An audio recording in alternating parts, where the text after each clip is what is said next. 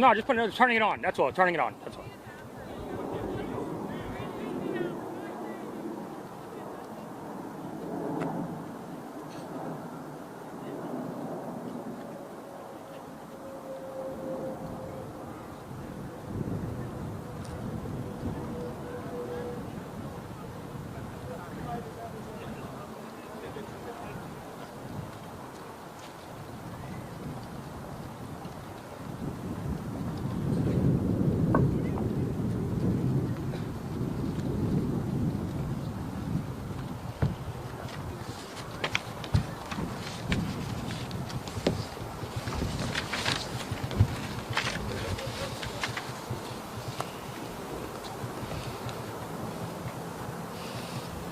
Good morning, New York.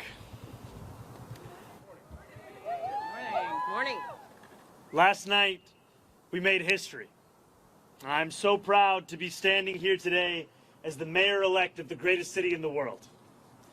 Over 2 million New Yorkers cast their ballots. Whether they were the more than million who supported this campaign or the others who supported someone else, or whether they felt too disappointed by the political process to participate at all, I will work every day to honor the trust that I now hold.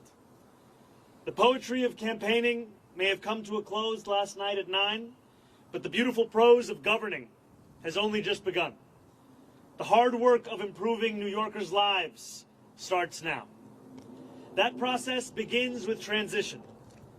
In the coming months, I and my team will build a city hall capable of delivering on the promises of this campaign. We will form an administration that is in equal parts capable and compassionate, driven by integrity, and willing to work just as hard as the millions of New Yorkers who call this city home.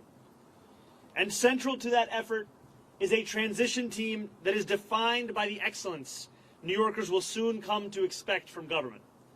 Our team will be directed by Ilana Leopold, whose roots in this city extend back to her grandmother running the trams on Roosevelt Island. She has extensive experience in city government and has been a key part of our campaign to become the next mayor of this city.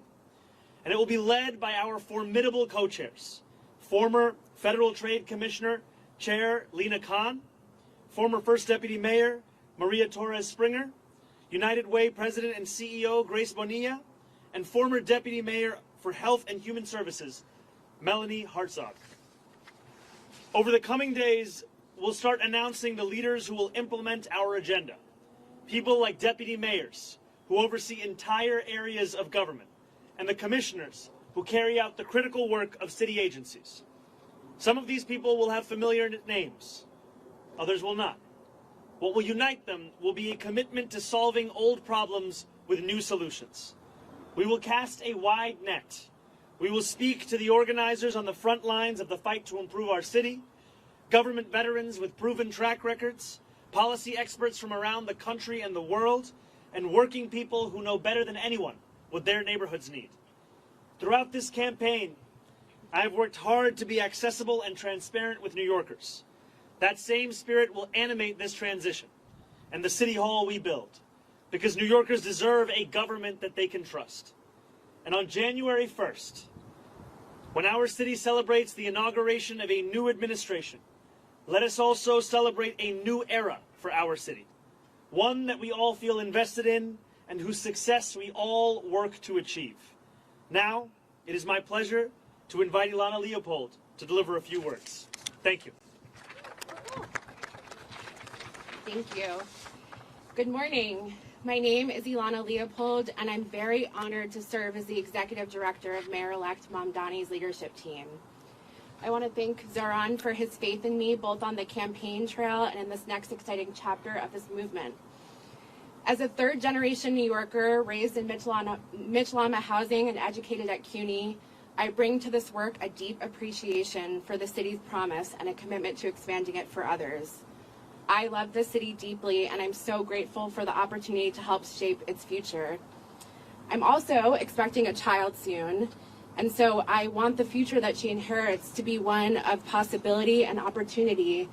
And I want my new family, like so many others, to be able to rely on the universal child care that Zohran campaigned on.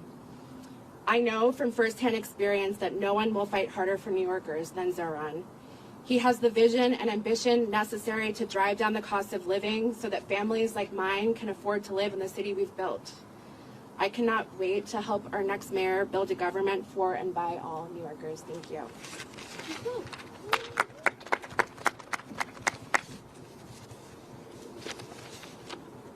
Good morning. My name is Grace Bonilla, and I am excited to be with all of you today. I want to congratulate Mayor-elect Mamdani on his historic victory in a campaign that captured the imagination of so many and centered the needs of working New Yorkers as a North Star.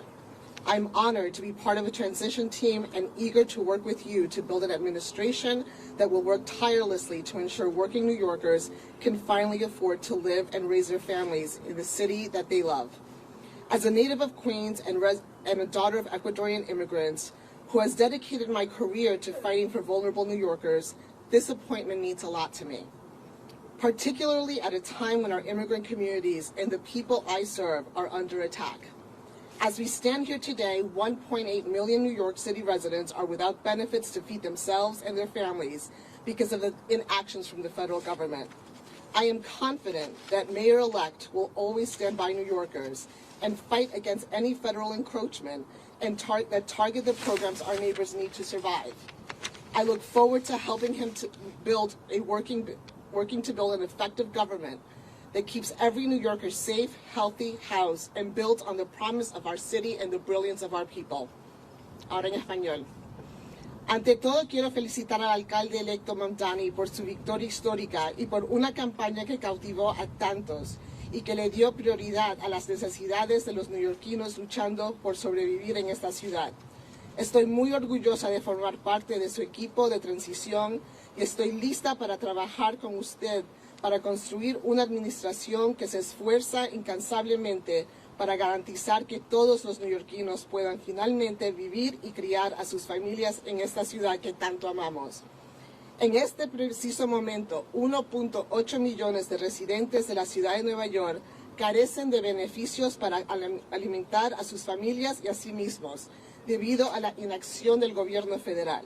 Confío que en el alcalde electo siempre defenderá a los neoyorquinos y luchará contra cualquier acción federal que afecte negativamente a los programas que nuestros vecinos necesitan para sobrevivir. Espero poder ayudar a construir un gobierno eficaz que garantice la seguridad, la salud y la vivienda de todos los neoyorquinos y que aproveche el potencial de nuestra ciudad y el talento de nuestra gente. Muchas gracias.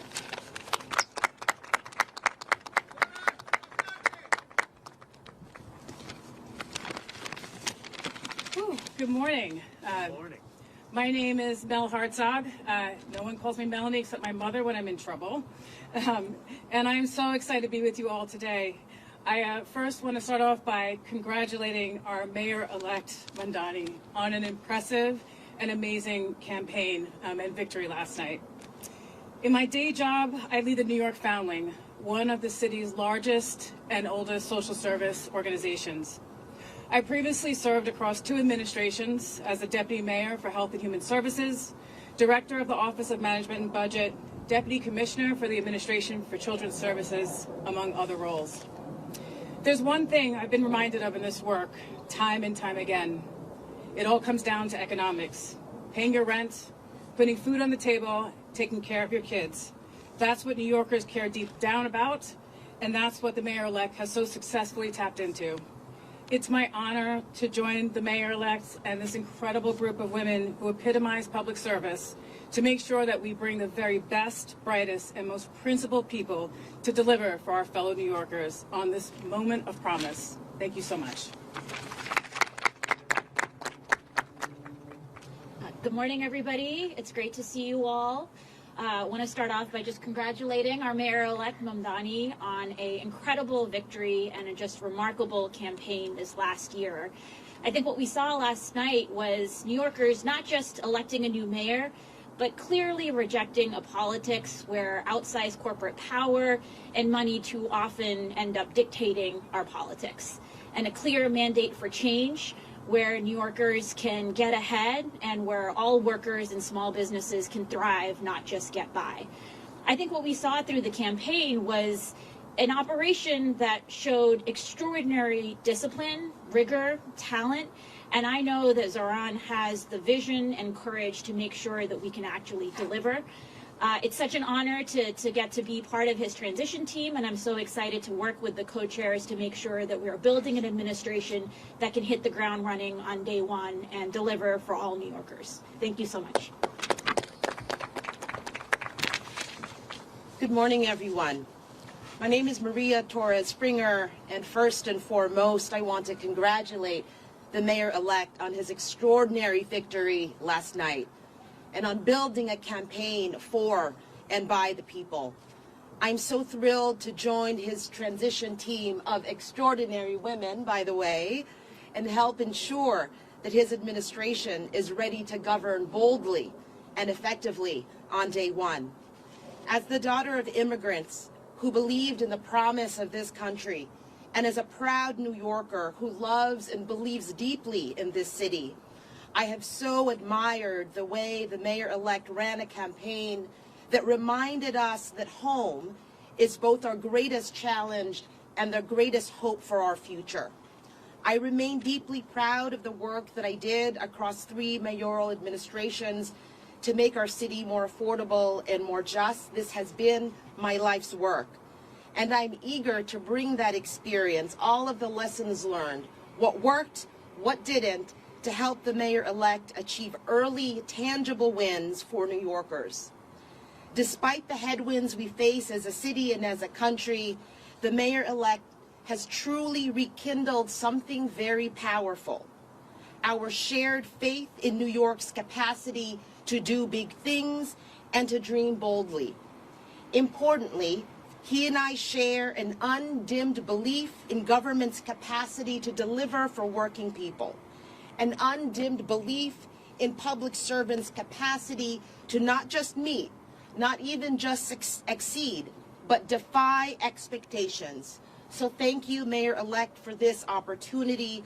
I look forward to helping you build an administration that gets to work joyfully and urgently to lower costs, build homes, expand childcare, and ensure that every New Yorker can build a life of dignity in this city that we all love. Thank you. Everyone, we'll take your questions, and the co-chairs are available to answer questions as well. We'll start with you, Marcia.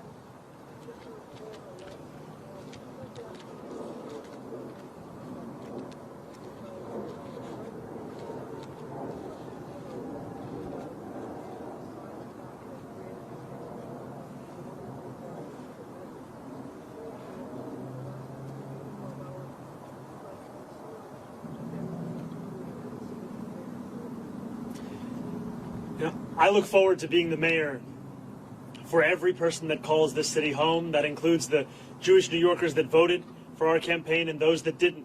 My responsibility is to all 8.5 million New Yorkers, and we chose this location as a reflection of the borough that I serve and the fact that we are proud to be known as the world's borough. And for far too long, that embrace of so much of what makes New York City special, so much of what makes it the place that we are proud to call it our home, it has been missing in our leaders in this city. And I am excited to be the first immigrant to lead this city in generations, and excited more, frankly, to deliver on an agenda of affordability alongside these incredible co-chairs for New Yorkers across the 5 boroughs. Right here, sorry, we're going to go to Josie right here. Yeah.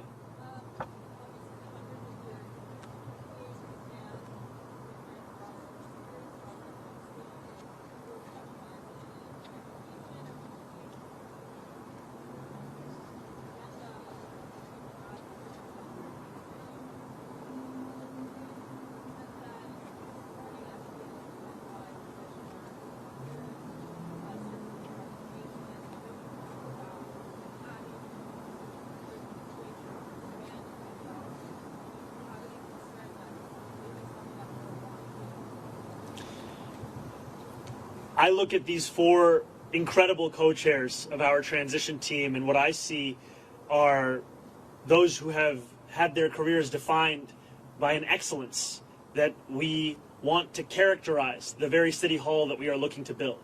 These will be the leaders of our transition, and also this transition will expand and extend beyond any one specific set of issue areas. So the topics of education and public safety continue to be of immense importance. We continue to prepare for the delivery on those very issues alongside the others that concern New Yorkers, and that will be the work of the next 57 days. And just to your second question, I am willing to consider anyone to work in my city hall so long as they are committed to working for my administration and to delivering on an agenda to lower costs for New Yorkers in the most expensive city of the United States. All right, we'll go to Sam over here. Mayor-elect Mamdani, Sam Alcock from Democracy Now! I have two questions. One, what should New Yorkers know that you were asking from Mayor Adams during the transition for the next 2 months? And second, you are not going to be the mayor for the next 2 months, but for months now, ICE agents have been abducting immigrants at 46 Federal Plaza. What is your message to the ICE agents abducting immigrants? My message to ICE agents and to everyone across this city is that everyone will be held to the same standard of the law. If you violate the law, you must be held accountable. And there is sadly a sense that is growing across this country that certain people are allowed to violate that law, whether they be the president or whether they be the agents themselves. And what New Yorkers are looking for is an era of consistency, an era of clarity, an era of conviction. And that is what we will deliver to them. And I am looking forward to having conversations with Mayor Adams and his administration about the work of the transition to ensure that the handover is a seamless one and that it is one that benefits the shared work we all have to deliver for the people who call the city home. Thank you, Andrew. Thank you. Everybody's asking too.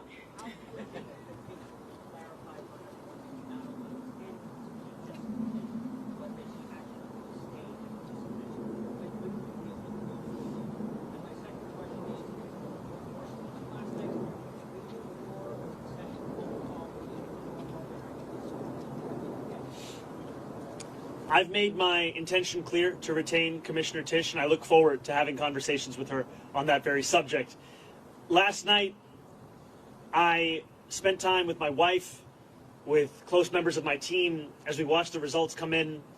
I spoke briefly with Curtis Sliwa, and then I headed to address the thousands of New Yorkers that were there, waiting to hear of what this new era of government will look like. And that is always my focus. Not on the candidates of this past election, but rather on the people that are so often left behind by our politics, and I look forward to serving them. Yeah, Morgan, go ahead. Hi, sir. How are you? Doing well. How are you, Morgan? Hanging in there. So just two more questions. Mayor Eric Adams just announcing that he plans to offer former employees who were terminated for refusing the second COVID vaccine, offering them to have the opportunity to get their jobs back. Hoping you can react to that. I know that just happened, but also just more broadly, he's also talking about stacking the right guidelines more. What do you think about some of these efforts that he's making in these last final days to potentially make your job more difficult? The mayor is seemingly unsatisfied with a record of raising rents by more than 12% on more than 2 million New Yorkers, and has gone so far as to consider appointing someone to the Rent Guidelines Board who is known for being a star, I think, on a show called Selling New York. And in many ways, that's the description of what he wants to do over these next few months. I continue to believe in the importance of delivering relief for the 8.5 million people who love this city, who live in this city, but cannot afford to continue to be here.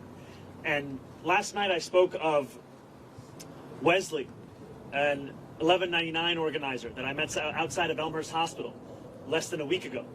And as I asked him how long it took him to get to work, he told me 2 hours. I asked him, where were you coming from? He told me Pennsylvania. That, for many New Yorkers, is now the reality, where they have to live elsewhere because they can't afford to live in the place that they love. And that has to be our compass in guiding the work that we do to ensure that we can make this a city that is livable and make this a city that finally turns the page on an era of big money and small ideas. Thank you. We'll go to Holly right here.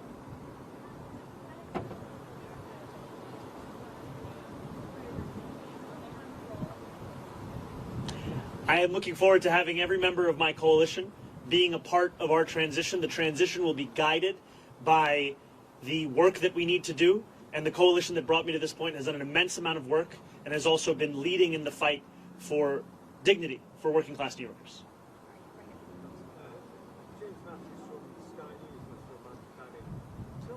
I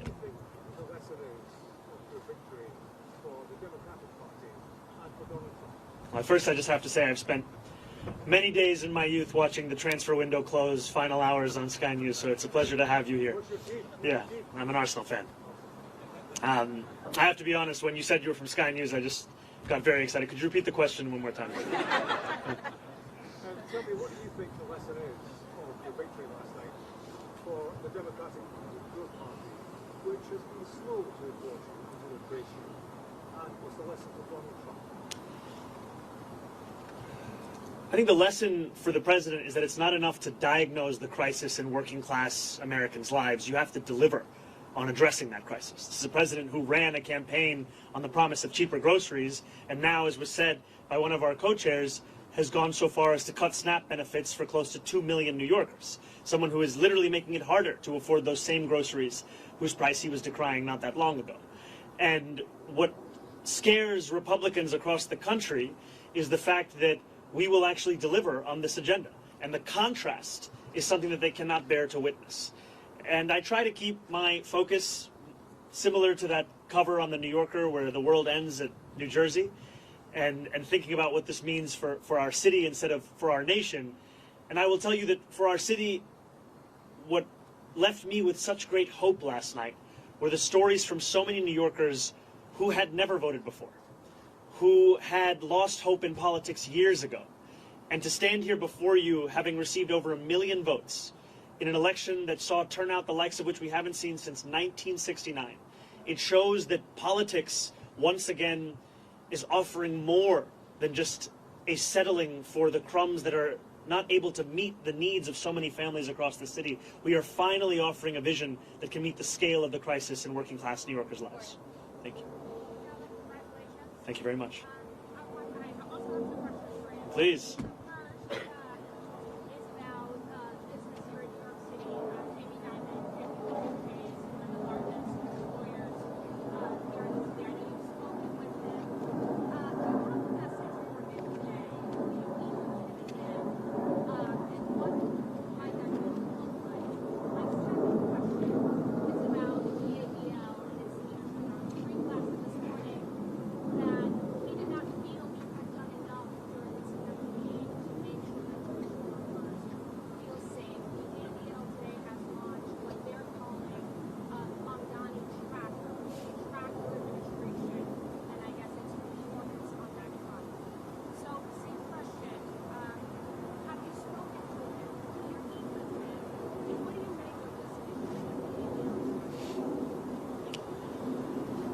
I look forward, I'll first answer your first question, then I'll go to your second. I look forward to meeting with Jamie Dimon and meeting with anyone who is concerned about the future of our city and is invested in the vitality of that same city. And these are not very different from the conversations I had over the course of this campaign with many business leaders who, while we may have disagreements on fiscal policy, we also found many areas of agreement as to what the city actually needed. And I think it is critically important that we start to embody a style of leadership that does not demand agreement across every single issue in order to even have a conversation. We need to be able to deliver for New Yorkers, and that means to meet New Yorkers, even those with whom we have any disagreements. So I look forward to having those kinds of meetings, be it with Jamie Dimon or be it with other business leaders, and continuing to show that our affordability agenda is an agenda that would also benefit businesses across the city. Because what I've heard from many of those same business leaders is that the inability for city government and state government to provide universal child care has led to businesses sometimes having to provide stipends to their own employees given the expense of that child care. Makes sense because child care in this city costs an average of $22,500 a year, which is a burden that many families cannot bear. And I also look forward to streamlining the regulations within city government. I'm someone who believes deeply in the public sector, believes deeply in public regulation, and I also believe if I cannot give you an answer as to why a regulation exists, then it likely doesn't have a good reason to exist any longer. And that extends to when a restaurant owner told me of the $25 a year he has to pay the city for the right to sell a frozen dessert. And it also extends to the way in which we fine and fee small businesses across the city, which is why we've committed to cutting that in half. And I have not spoken to Jonathan Greenblatt. I take the issue of anti-Semitism incredibly seriously. And last night in my speech, I spoke about how my city hall will stand steadfast with Jewish New Yorkers in fighting the scourge of anti-Semitism across the city and making that clear in the actions that we deliver on from January 1st. And I look forward to working with Jewish leaders across this city, whether they be elected officials, whether they be rabbis, whether they be community leaders, to deliver on the promise of not just protecting Jewish New Yorkers, but celebrating and cherishing them in this same city. Yes, go ahead, Henry.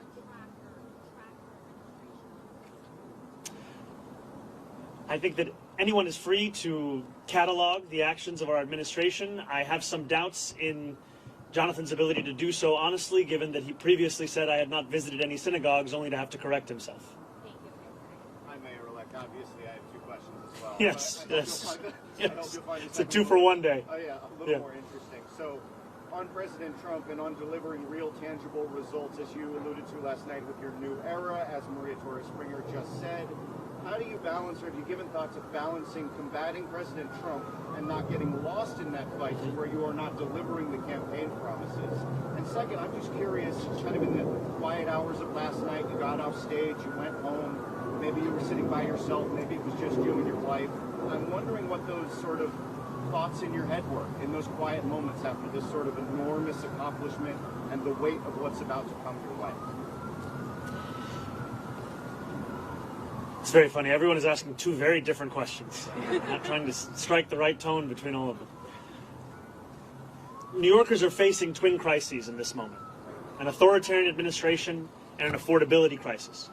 And it'll be my job to deliver on both. It'll be my job to stand up for the city and also to ensure that we do not look at Washington, D.C. as if it is the reason for all of the problems right here in New York City. Many of the issues we are speaking about, they predate President Trump. They are issues that for too long we have turned a blind eye to, or we have sought to rationalize or normalize. And what I'm so excited by in looking at these incredible women who will be leading our transition is a track record of being able to handle multiple crises at the same time. Crises which so often for others might be the only focus. For so many of the people on this stage, they were one of many. And these are the crises of cost, these are the crises of conviction, these are the crises that have come to describe much of our politics. And I find immense confidence in the fact that we are already building a team that has shown its ability to deliver and that will continue to show that over the next 57 days and beyond. I cannot tell you that I had many quiet moments between last night and this morning, but some things that I have been left with, whether it was in sitting with my wife or with close members of my team without whom none of this would have been possible, is the sense of hope that New Yorkers have. When I left the venue yesterday evening, there were hundreds of New Yorkers waiting outside. And so many of them were young New Yorkers. So many of them, it may have been their first vote they were ever eligible to cast. And in their eyes and in their shouts and in their screams, I heard the potential for what our politics could be. And it's a potential for New Yorkers to not only be able to see themselves in those that lead them, but more importantly, to see their struggles. And just before this, I heard from an immigrant rights advocate who said that the moment that made her whole in the speech that I shared was when I spoke about this city as being one that was built by immigrants, that was powered by immigrants, and now that will be led by an immigrant. I think for too long, many New Yorkers have been told that there are only places in the shadows. And it is incredibly exciting to stand here alongside these leaders to embrace the light that the future will hold for all of us in this city. Yes. Thank you very much. Gracias.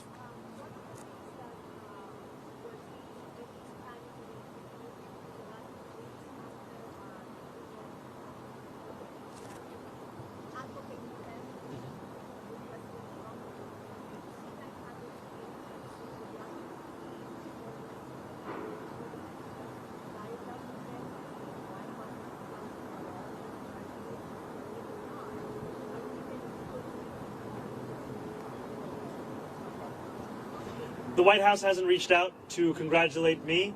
I continue to be interested in having a conversation with President Trump on the ways in which we could work together to serve New Yorkers, whether that be delivering on his campaign promises around cost of living or the many issues that New Yorkers have been sharing with me about the drastic impacts that the legislation that President Trump has ushered through Washington will mean for them and their lives. And too often we understand these impacts solely at an individual level, but if we just speak a little bit more about SNAP benefits, these are not just affecting the close to 2 million New Yorkers who are on SNAP, these also affect the grocery stores across our city. There were a number of mom and pop owned grocery stores that spoke to me about the fact that in the Bronx, SNAP revenues make up more than a quarter of all of their revenue. And this has the impact of decimating their ability to keep their doors open. And so I look forward to having those conversations and to making clear that if there is ever anything to be spoken about that could benefit the people of the city, I am ready and willing to speak to anyone about it. But if it is a conversation to come at the expense of those people, then I will fight that idea tooth and nail, because my job is to serve this city.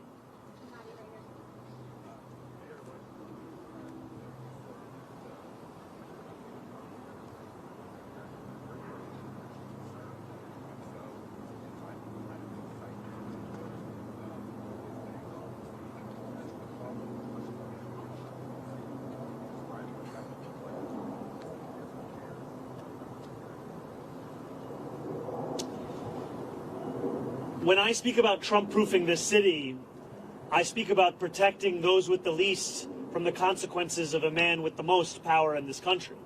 It is in part a reference to the need to ensure that any fight for additional revenue is one that also looks to try and protect those same New Yorkers from these kinds of cuts to the greatest extent that we can.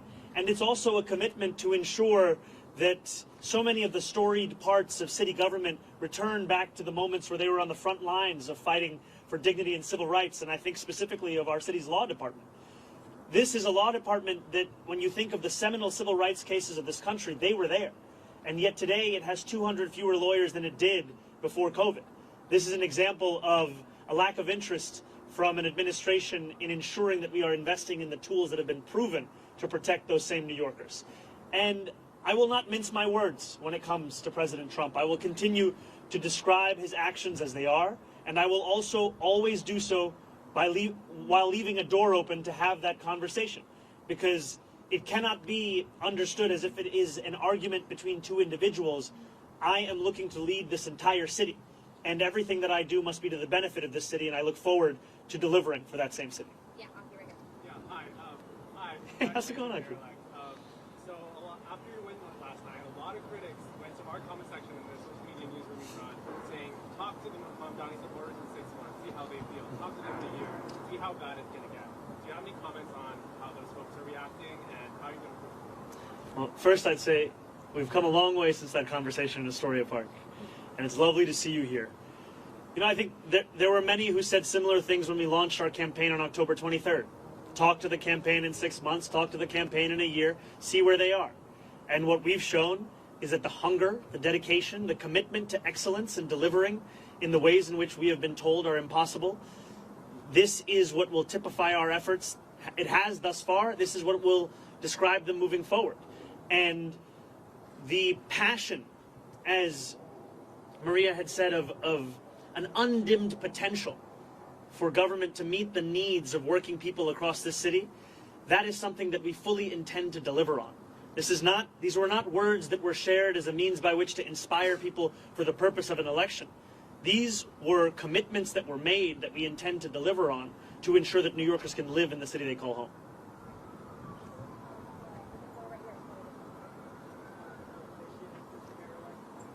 I'm sorry, could you come a little closer or speak a little louder?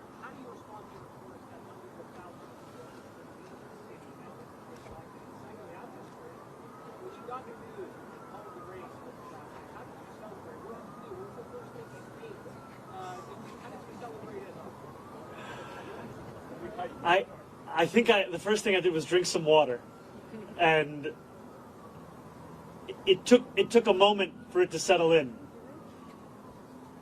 And when it did,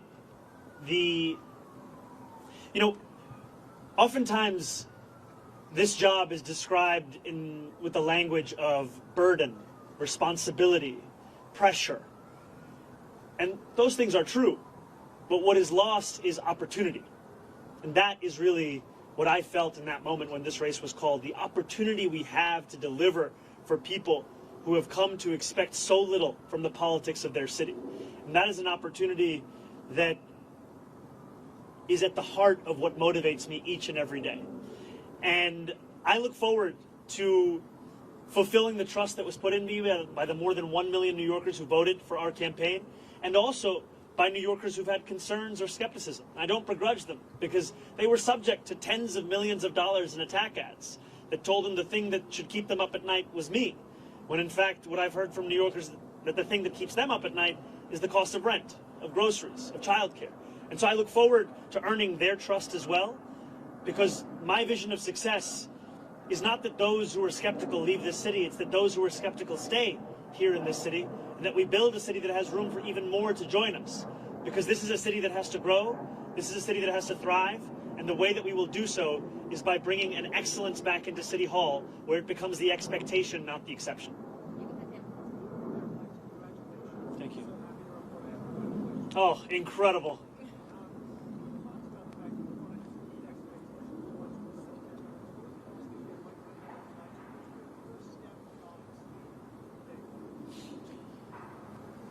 My first day in City Hall will look like my last day.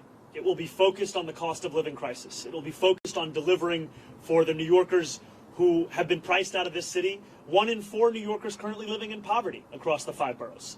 And what excites me so much about being on the stage alongside these incredible leaders is that this is not a job that can be done alone. This is not a job that can be done by one person with one vision. It is a job that must be done by a team that is united in purpose in fulfilling the agenda that we ran on, an agenda of affordability. And for too long, we have heard from politicians who have told us what they can't do, and in reality what they mean to say is what they won't do.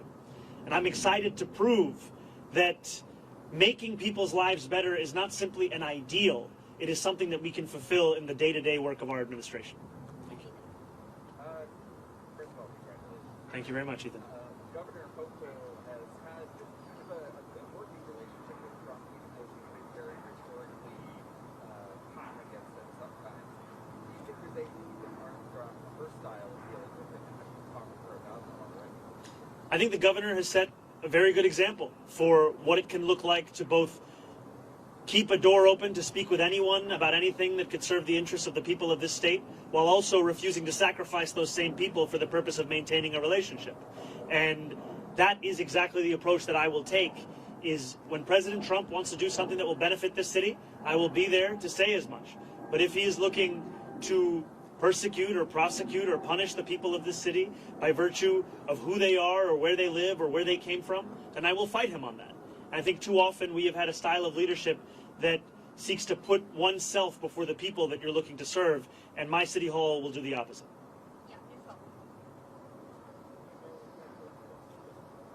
Oh, thank you.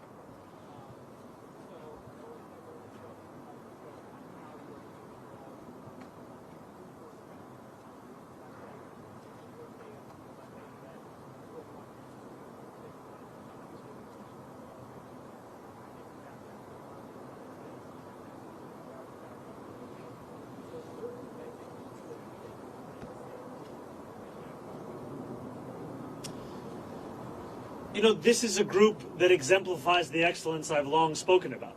It is an excellence that New Yorkers have seen across multiple mayoral administrations. It is an excellence that they have seen at the federal level. And it's an excellence that has been displayed amidst a conviction of what government can and should and must do for New Yorkers. And I'm excited by the prospect of them leading this transition to deliver for those same New Yorkers. And I also am clear with the more than 100,000 volunteers who brought me to this point, with the more than 1 million New Yorkers who voted for our campaign, that the work does not end with an election. In fact, it continues until we deliver this agenda. And that delivery will be something that we do over weeks and months and years. And it will be something that we will take immensely seriously because it is a delivery that will fulfill the hope that so many have put in us.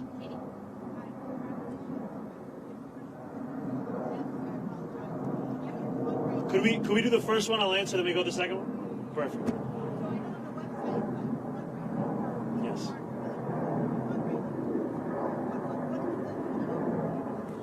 Well, thank you for the question. It's transition2025.com. And, you know, there were a few months ago where I told supporters across this city to stop donating. And today I am asking them to start once again. And I am asking them to do so because of the fact that a transition that can meet the moment of preparing for January 1st is one that will require staff, it will require research, it will require infrastructure. And those are things that we will have to provide. And I'm excited for the fact that it will be funded by the very people who brought us to this point, the working people who have been left behind by the politics of the city.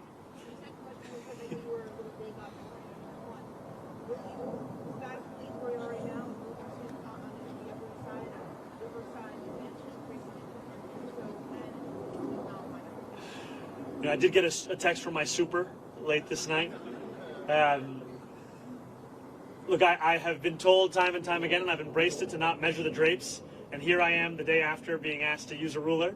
And I will tell you that my focus right now is on the transition team. I will speak with my wife. I will think about this further, but when I have something to share, it will be done so publicly.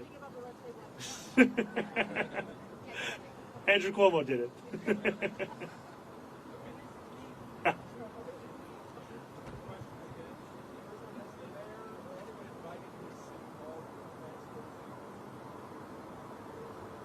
The mayor has not invited me as yet to go to City Hall, but I look forward to having those conversations about the transition.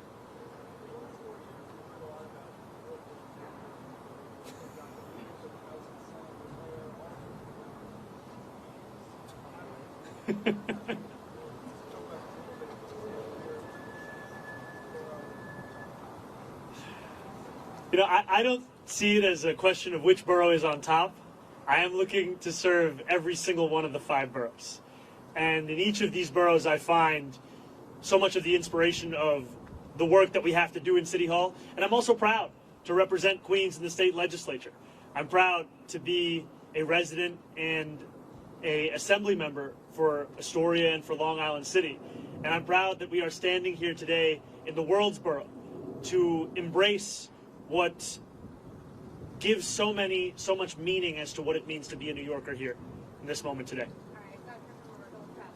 This guy's trying to get me to go against other boroughs. Unbelievable. Where's the suit? Good to see you.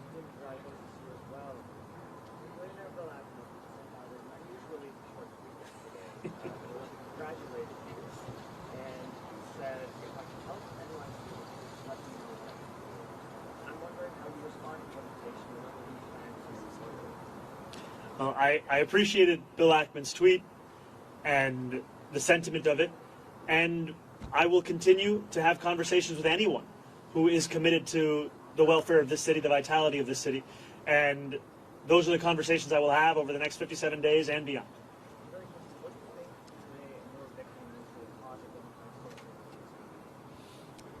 I can tell you what it means in this city. It means that the idea of a politics built around the delivery of dignity to each and every person who calls this city home, that politics is alive and well. And for too long, we have spent our time debating who deserves that dignity, as opposed to delivering it to each and every person who calls the city home.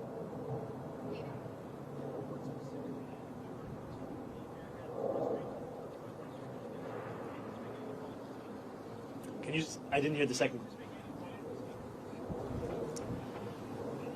You know, even amidst my many critiques that I have of the Adams administration, we have to have a sober analysis of the work that is done in any single administration.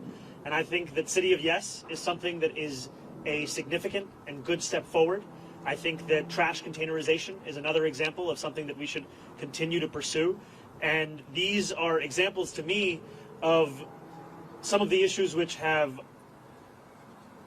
been long recognized by New Yorkers as ones that need to be contended with by government and ones that have simply been ignored. And I look forward to continuing on those issues and then correcting the course in many other areas of city government.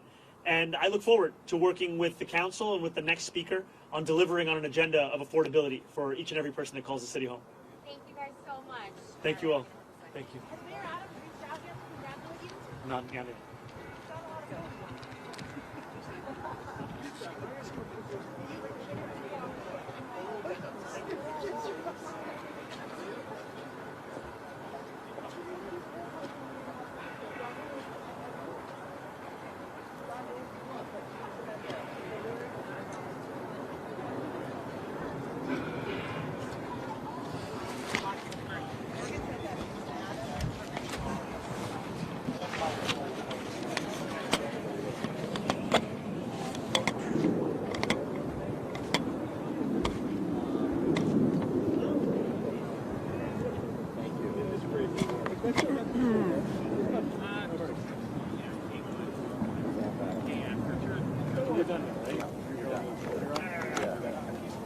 All right, big guy. Where are you going? I'm gonna make the car go to the street. Yeah, well, it gets windy.